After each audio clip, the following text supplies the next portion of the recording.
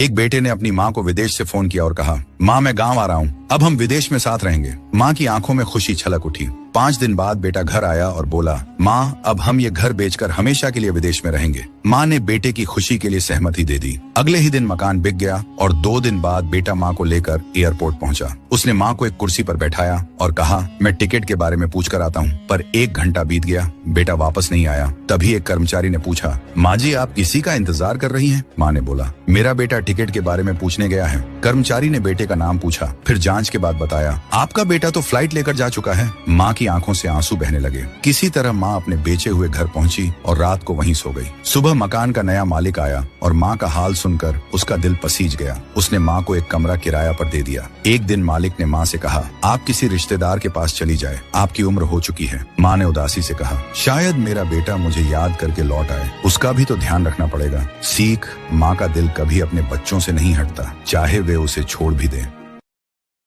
Download ShareChat.